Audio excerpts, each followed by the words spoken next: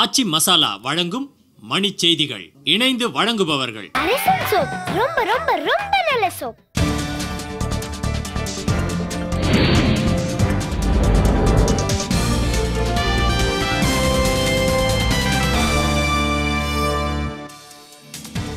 நாகை துறைமுகத்தை மேம்படுத்த 380 கோடி ரூபாய் நிதி ஒதுக்கீடு தமிழக அரசு அறிவிப்பு.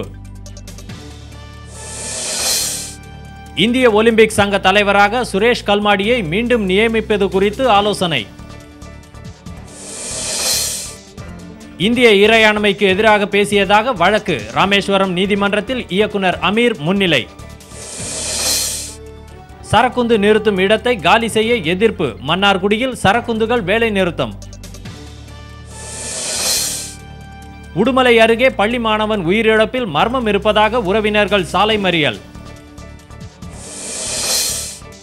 கூட்டுறவு சங்கங்களின் நிதி நிலையை சீராக்க 82 கோடி ரூபாய் ஒதுக்கீடு செய்து ஜெயலலிதா ஆணை.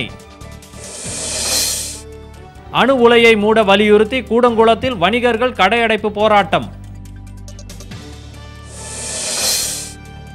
விழுப்புரத்தை அடுத்த ஆரோவில் பகுதியில் விவசாயியிடம் கத்தியை காட்டி மிரட்டி 2 பவுன் தங்க நகை பறிப்பு.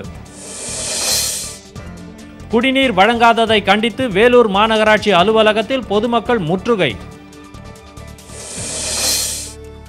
நாடு திரும்பும் திட்டம் கைவிடப்படவில்லை, தள்ளி வைக்கப்பட்டுள்ளதாக முன்னாள் அதிபர் முஷாரப் தகவல்.